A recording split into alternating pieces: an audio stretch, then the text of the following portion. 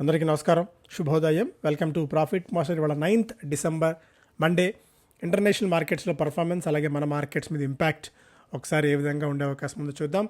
Asian మార్కెట్స్లో Nikkei 0.3%, 0.4% మేర లాభాలతో ట్రేడ్ అవుతూ ఉండగా, షాంఘై దాదాపుగా 0.5% మేర లాభాలతో ట్రేడ్ అవుతుంది. హాంకాంగ్ మార్కెట్స్లో మాత్రం 1/4% మేర నష్టాలు ప్రస్తుతం మనకి నమోదవుతున్నాయి.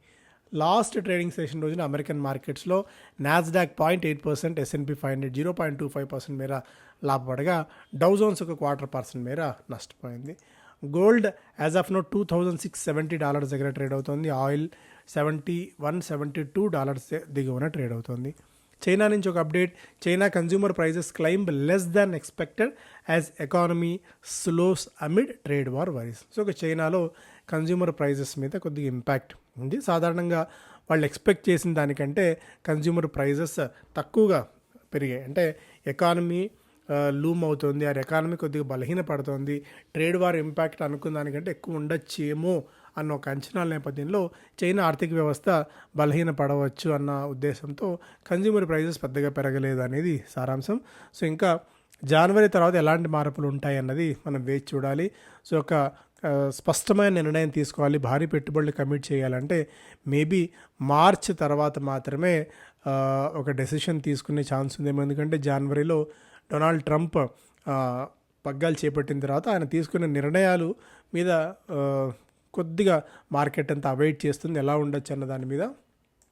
అండ్ స్టాక్స్ పరంగా చూస్తేనేమో మనకి as of now L&T has over turned దాదాపు 702 కోట్ల రూపాయలు కస్టమ్స్ డ్యూటీ వాళ్ళ మీద విధించారు. అయితే central excise and service appellate tribunal ఇచ్చిన తీర్పు L&Tకి అనుకూలంగా ఉంది. మేబీ ఇది వీళ్ళకి పాజిటివ్ కావచ్చు.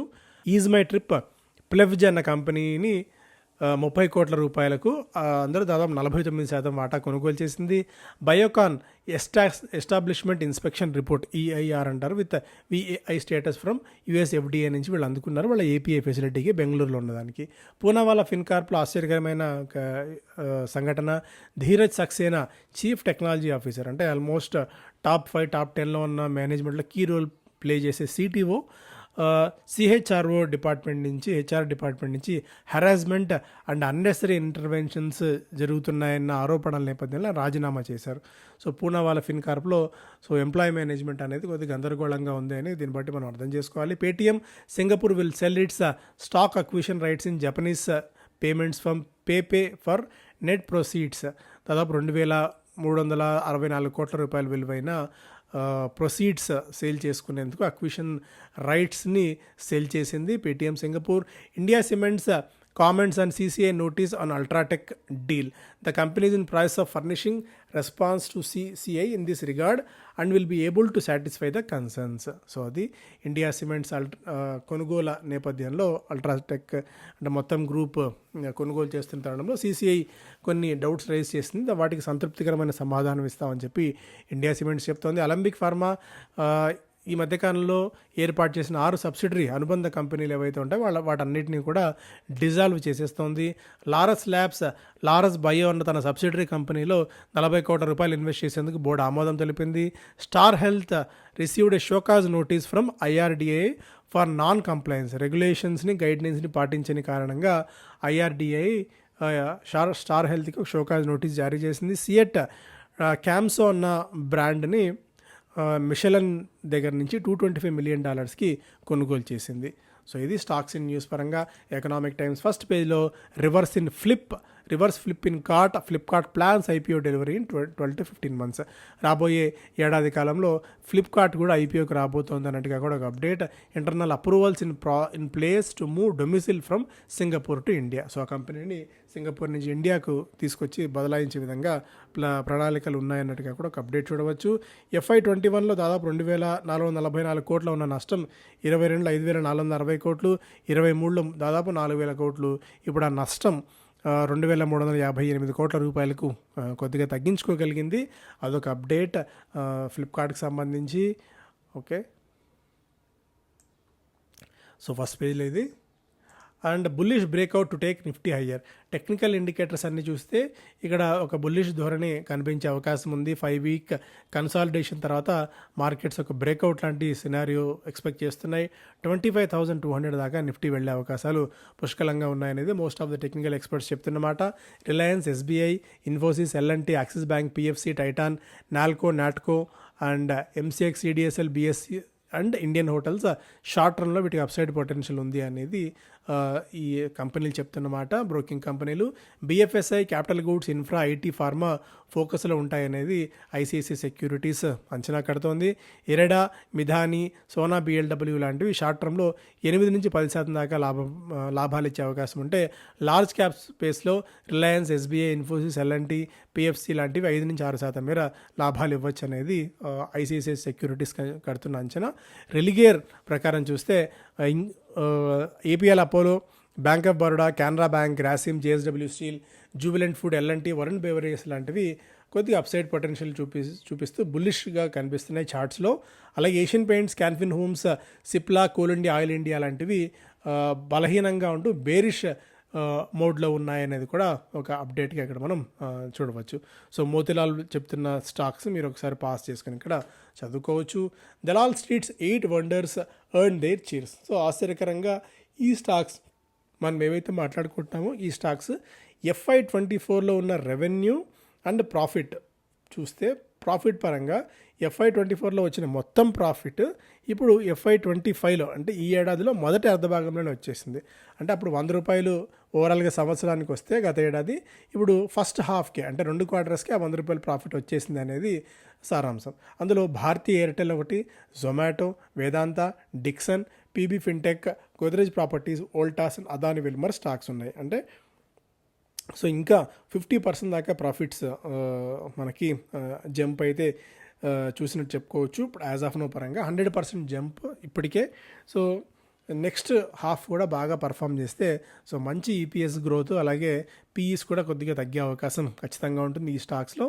ఇప్పటికే జొమాటో 150% మేర రిటర్న్ ఇచ్చింది, పీబీ ఫిన్టెక్ 150% మేర, డిక్సన్ 190% మేర రిటర్న్స్ ఇవ్వడం అయితే చూసాం. అదాని విలువర్ ఒక్కటి బలహీనంగా 21% నష్టాలతో ఉంది because of various issues Adani మీద.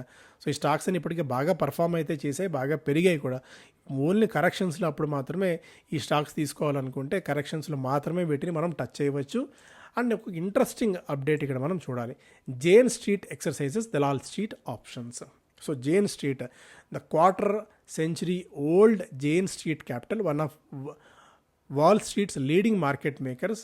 సో కోవిడ్ తర్వాత ఈ జేన్ స్ట్రీట్ క్యాపిటల్ అన్న కంపెనీ వాళ్ళ ముంబై బ్రాంచ్ దాదాపుగా $1 బిలియన్ ప్రాఫిట్స్ని, దాదాపు 8,300 కోట్ల రూపాయల ప్రాఫిట్స్ని అనౌన్స్ చేసి ఒక్కసారిగా మార్కెట్ అంతా ఆశ్చర్యపోయింది. ఎందుకంటే వీళ్ళంతా కూడా మేజర్గా హై ఫ్రీక్వెన్సీ ట్రేడ్ చేస్తూ డబ్బులు సంపాదించుకునే ఇది కంపెనీ ఇది. సో ఆప్షన్స్లో, డెరివేటివ్స్లో, ఫ్యూచర్స్ అండ్ ఆప్షన్స్లో ట్రేడ్ చేసే కంపెనీ ఇది. సో నానో సెకండ్స్లో వీలవుతే ట్రేడ్స్ ఎక్సర్సైజ్ చేసి డబ్బులు సొమ్ము చేసుకోవడం అనేది మనం చూడవచ్చు. సో ఈ మధ్యకాలంలో సెబీ చెప్పినట్టు దాదాపు 95-96% దాకా ట్రేడర్స్ డబ్బులు కోల్పోతున్నారంటే ఎక్కడికి కోల్పోతున్నారు? ఇలాంటి కంపెనీస్కి కోల్పోతున్నారు. ఇలాంటి కంపెనీస్ డబ్బులు సొమ్ము చేసుకుంటున్నాయి. క్రోర్స్ ఆఫ్ ప్రాఫిట్స్ని ఈ కంపెనీస్ తీసుకుంటున్నాయి. ఈ మధ్యకాలంలో ఒక ఐఐటి మద్రాస్ స్టూడెంట్కి 4.3 కోట్ల రూపాయల శాలరీ ఆఫర్ చేసి మరొకసారి వార్తల్లో నిలిచింది ఈ కంపెనీ. సో ఈ కంపెనీ మేజర్గా ఐఐఎంస్ని, ఐఐటీస్ని, పూర్తిగా టాప్ ఆఫ్ ది క్రీమ్ను మాత్రమే తీసుకునే కంపెనీ. ఎవరికైతే స్టాటిస్టిక్స్ బాగా వచ్చి మ్యాథ్స్లో అద్భుతమైన పర్ఫార్మెన్స్ చూపిస్తూ మేజర్గా స్టాట్స్ని అర్థం చేసుకుంటూ, మ్యాథ్స్ని అర్థం చేసుకుంటూ, క్విక్ యాక్షన్స్ చేసుకుంటూ మార్కెట్స్ గురించి అవగాహన ఉన్న వాళ్ళని ఈ కంపెనీలు కోట్ల రూపాయలు ఇచ్చి తీసుకెళ్ళిపోతున్నాయి. కనిష్టంగా 2 కోట్ల రూపాయలు, గరిష్టంగా ఇప్పటివరకు దాదాపు 4.5 కోట్ల రూపాయల శాలరీ ఆఫర్ చేస్తున్నాయి. అంటే వీటితో పాటు బోనస్, అలాగే రీలొకేషను లాంటివన్నీ కూడా కంపెనీస్ ఆఫర్ చేస్తున్నాయి. అంటే నెలకు 25-30 లక్షల రూపాయలు కనిష్టంగా ఆఫర్ చేస్తున్నాయి ఈ కంపెనీస్. సో అంటే మనం ఇక్కడ అర్థం చేసుకోవాల్సింది ఏంటంటే హై ఫ్రీక్వెన్సీ ట్రేడ్ అనేది విపరీతంగా పెరిగిపోతుంది. సో పెద్ద కంపెనీస్, ఇలాంటి కంపెనీస్ అన్ని కూడా ఐఏఎంస్ని, ఐఐటీస్ని హైర్ చేసుకుని ట్రేడ్ చేస్తున్నాయి. So best of the best ఇందులో ఇన్వాల్వ్ అవుతున్నారు ట్రేడింగ్లో. సో హై ఫ్రీక్వెన్సీ ట్రేడింగ్ వస్తుంది. మనం పూర్తి స్థాయిలో మనల్ని మనం ఎక్విప్ చేసుకుని ట్రేడ్ చేసుకోవాలంటే పూర్తిగా నేర్చుకొని మనం ఇందులోకి దిగితే డబ్బులు వస్తాయి, కానీ లేకపోతే మాత్రం ఇరుక్కుపోయే ప్రమాదం ఉంది అనేది చూడాలి. ఎందుకంటే ఫాస్టెస్ట్ ఫింగర్ ఫస్ట్ అన్నట్టు క్వాలిటీ టీం అంతా కూడా రంగంలోకి దిగారు మన నుంచి పూర్తి స్థాయిలో పెంచడానికి. మనం ఏమాత్రం అవగాహన లేకుండా బ్యాటిల్లోకి దిగితే మాత్రం మనం ఇరుక్కుపోతాం. Investors move high court over NSE IPO delay. So NSE IPO delay అవుతూనే ఉంది సంవత్సరాల నుంచి. 3 సంవత్సరాలు 3 నెలలు అయిపోయింది, ఇప్పటికీ రీఅప్లై చేసుకోని సెబీ చెప్పి. సో సెబీకి మళ్ళీ దరఖాస్తు చేసుకున్నా కూడా దాన్ని జస్టిఫికేషన్ చేసి వ్యాలిడ్ చేయకుండా ఆలస్యం చేస్తుందని చెప్పి ఇన్వెస్టర్స్ అందరూ కూడా కోర్టుకు వెళ్ళారు. చూడాలి ఎలాంటి నిర్ణయం వస్తుందో. Ixigo hotels and flights buses business ఇక్కడి నుంచి కూడా బాగా పెరగవచ్చని చెప్పి అంచనా కడుతుంది. LG India worried about competition from parent company. So ఇక్కడ ఎక్స్క్లూజివిటీ ప్యాక్ట్ లేదు ఎల్జీ అండ్ ఎల్జీ ఇండియా మధ్య. సో వీళ్ళు ఎల్జీ ఇండియా ఐపీఓకి వచ్చి ఇక్కడ ప్రోడక్ట్స్ అమ్ముకుంటూ ఉండగా, సో పేరెంట్ కంపెనీ ఎల్జీ కూడా వచ్చి ఇక్కడ తన బ్రాండ్స్ని అమ్ముకోవడంతో పాటు వాళ్ళ సర్వీసెస్ని కూడా అందించే అవకాశం ఉంటుంది. సో ఈ లెక్కన కొద్దిగా ఇంపాక్ట్ ఉంటుందేమో అని ఎల్జీ ఇండియా అయితే భయపడుతోంది. సో చూడాలి తర్వాత ఎలాంటి పరిణామాలు ఉంటాయని చెప్పి. With Camso in its fold CEAT expects margins to rise. So margins 25-30% మేర పెరగవచ్చు అని చెప్పి అనంత్ గోయంకా చెప్తున్నారు, ఆర్పీజీ గ్రూప్ వైస్ చైర్మన్ తను.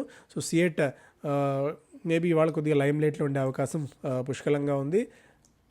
బిజినెస్ స్టాండర్డ్ ఫస్ట్ పేజ్లో end of road for sovereign gold bond. So SGBs ని ఇంకా పూర్తిగా ప్రభుత్వం ఆపేసే ఆలోచనలోనే ఉంది. ఎందుకు అంటే సో దీనికి ఇంట్రెస్ట్ చెల్లించాల్సి వస్తుంది. ఫిజికల్ గోల్డ్ ఇంపోర్ట్స్ని తగ్గించాలనే ఏకైక ఉద్దేశంతో దీన్ని ఇప్పుడు తీసుకొచ్చాం. ఇంపోర్ట్స్ కూడా మెజారిటీగా జనాలు తగ్గిపోతున్న తరుణంలో సో వీటి మనుగడ అనేది అవసరం లేదు. అండ్ దీనికి తోడు ఇయర్లీ 200% వడ్డీ ఇవ్వాలి, ఇది కూడా ఇబ్బంది అవుతుందనే ఉద్దేశంతో ఎస్జీబీస్ ఆపేయవచ్చు అనేది ఒక ఆలోచన. మేబీ వైజ్ డెసిషన్ కాకపోవచ్చేమో. And unchained Nifty racing past wasting with leg student. So అదే 25,000 మార్క్ని క్రాస్ చేసి వెళ్ళే అవకాశం. అండ్ బీఎస్సీ ఇక్కడి నుంచి కూడా 20% మేర 2 వారాల్లో పెరిగింది. Market share 15-25% పెరగచ్చు. తాజాగా వచ్చిన సెబీ నిబంధనలు, ఎఫ్ఎండో నిబంధనలు, ఆప్షన్స్లో ఉన్న నిబంధనలు ఎన్ఎస్సీ కంటే బీఎస్సీకి పరోక్షంగా లాభం చేకూరుస్తాయనేది మోస్ట్ ఆఫ్ ది స్ట్రీట్ మాట్లాడుతుంది. అందువల్ల మార్కెట్ షేర్ కూడా వీళ్ళది పెరగవచ్చు అనేది ఒక ఆలోచన ఉంది. కాబట్టి సో బీఎస్సీ మేబీ ఇక్కడి నుంచి కూడా కొద్దిగా పెరిగే ఛాన్సెస్ అయితే ఉన్నాయి. జిఎంపీస్ రీచ్ క్రిటికల్ మాస్. సో ఈ మధ్య మొబిక్విక్ వచ్చిన ఐపీఓకి దాదాపు అంటే వాళ్ళ ఐపీఓకి వస్తుంది, ప్రైస్ కూడా ఫిక్స్ చేశారు. గ్రే మార్కెట్లో దాదాపు 35% దాకా ప్రీమియం ఉంది. విశాల్ మెగా మార్ట్కి 22%, అలాగే సాయి లైఫ్ సైన్సెస్కి 7% మేర గ్రే మార్కెట్లో ప్రీమియం అయితే ఉంది. 3 కంపెనీస్ దాదాపు 11,600 కోట్ల రూపాయల వరకు సమీకరించబోతున్నాయి. Building materials hit a wall in Q2, recovery to lay bricks in FY26. So demand and margins తగ్గుతున్నాయి. Valuations cement stronger base. ఇక్కడ స్టిల్ ఇంకా సెరాకి 42% దాకా అప్సైడ్ పొటెన్షియల్ ఉంది అనేది ఒక టార్గెట్ ప్రైస్ దాదాపుగా 8,363 రూపాయల దాకా ఉంది. సుప్రీం ఇండస్ట్రీస్కి 5,299, ఆస్ట్రల్ పైప్స్కి 2,070, కజారియా సిరామిక్స్కి 1,493, Century Ply 848, Somany 853, Green Ply 413, ఫినోలెక్స్కి 311 రూపాయల దాకా టార్గెట్ ప్రైజ్లు అయితే విత్ బ్రోకింగ్ కంపెనీస్ ఇస్తున్నాయి. స్టిల్ ఇంకా ఇందులో పొటెన్షియల్ ఉంది, కొద్దిగా గ్రోత్ ప్రాస్పెక్ట్స్ నెక్స్ట్ ఇయర్ ఉండవచ్చు అనేది ఒక అంచనా. లెమన్ ట్రీ దాదాపు 30% మేర రికార్డు స్థాయి నుంచి పతనమైంది and have rebounded with 23% recovery. The stock stands to gain from favourable hotel sector and rising room rate. So పరోక్షంగా ఇవన్నీ కూడా లెమన్ ట్రీ హోటల్స్కి బెనిఫిట్ లాంగ్ రన్లో ఇచ్చే అవకాశం ఉందనేది ఈ బ్రోకింగ్ కంపెనీ చెప్తున్న మాట. Bajaj auto begins probe. Okay, Aadhaar housing దాదాపు 25,000 కోట్ల రూపాయల మేర అసెట్స్ అండర్ మేనేజ్మెంట్ 2025 నాటికి చేయాలని చెప్పి లక్ష్యంగా నిర్దేశించుకుంది. ఐటీసీ మెడిసినల్ అండ్ అరోమేటిక్ ప్లాంట్స్ని మరింతగా పెంచుతుంది. సో ఇవి ప్రధానంగా వార్తలు. Thank you so much.